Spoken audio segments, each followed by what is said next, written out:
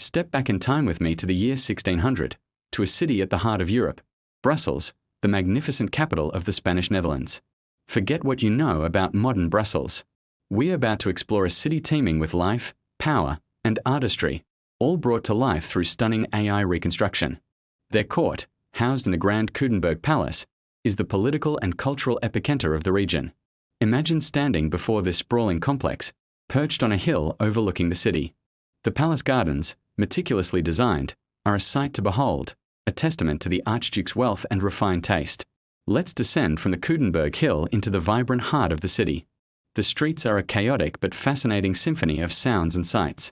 Merchants shout their wares from crowded market stalls, the clang of a blacksmith's hammer echoes from a nearby workshop, and the rumble of wooden cartwheels on cobblestones is a constant rhythm. The air is thick with the smell of baking bread, roasting meats, and the damp earthiness of the Seine River, which flows right through the city centre. Look at the people around you. You'll see wealthy burghers in their fine, dark clothing, discussing business deals. Spanish soldiers, part of the large garrison, patrol the streets in their polished armour, a constant reminder of the Habsburg presence. This is a city of distinct social layers, all coexisting in this dense urban landscape. Now, let's turn our attention to the Grand Place, the city's main square. Even in 1600, it's a breathtaking spectacle. It's surrounded by the opulent guild halls, each one a monument to the power and prosperity of Brussels trades. The carpenters, the brewers, the boatmen, each guild has its own magnificent headquarters, adorned with intricate carvings and golden statues that glitter in the sunlight. Dominating the square is the awe-inspiring town hall, with its towering belfry reaching for the heavens. This isn't just a marketplace, it's the civic soul of Brussels, a stage for public ceremonies, festivals, and sometimes solemn executions. The economic lifeblood of Brussels flows through these guilds. The city is renowned for its luxury goods. Let's peek into a tapestry workshop. Here, master weavers and their apprentices work meticulously on enormous looms, their fingers flying to create vast, colourful scenes from mythology, history, and scripture. Brussels lace is another coveted commodity, delicate and intricate, a symbol of extreme wealth and status. The city's artisans are masters of their craft, their skills passed down through generations. Religious life is woven into the very fabric of the city. The towering cathedral of St. Michael and St. Gudula is a beacon of faith. Its construction has taken centuries, and by 1600, it stands as a magnificent example of Brabantine Gothic architecture. Inside, sunlight filters through stunning stained glass windows, illuminating the sacred space. Churches and convents are scattered throughout the city, their bells marking the passage of the day. The Counter-Reformation is in full swing, and the Catholic faith is expressed with renewed vigour and artistic splendour, a direct response to the rise of Protestantism further north. But Brussels is not just a city of commerce and prayer, it's also a centre of great art. A young painter named Peter Paul Rubens is making a name for himself.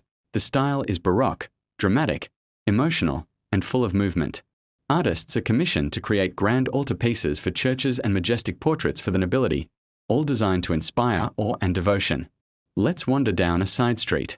The architecture is a mix of stone and timber-frame houses, their upper floors often jutting out over the narrow lanes below. A baker pulls loaves from a wood-fired oven, the scent wafting into the street. A tailor sits by a window, making the most of the daylight to stitch a fine doublet. However, life in 1600 isn't without its challenges. The city is walled, a fortress against the uncertainties of the outside world. The 80 Years' War, the long struggle for independence by the northern provinces, casts a long shadow. Without modern sanitation, the city is vulnerable to outbreaks of disease, and the Seine River, while vital, is also an open sewer. Life is fragile, and faith, family, and community are the anchors for most people. As evening falls, the city begins to change.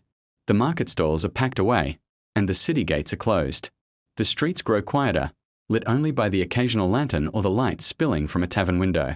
Inside, men gather to drink the famous local beer, share news, and escape the chill of the night. The sounds of conversation and laughter drift into the dark. This was Brussels in 1600, a powerful, prosperous, and devout city. It was a city of stark contrasts, of immense wealth and humble labour, of grand public spaces and narrow, crowded lanes. A pivotal centre in a turbulent Europe. What we've seen is just a glimpse, a reconstruction of a lost world, but it helps us understand the deep and rich history that lies beneath the streets of the modern city we know today.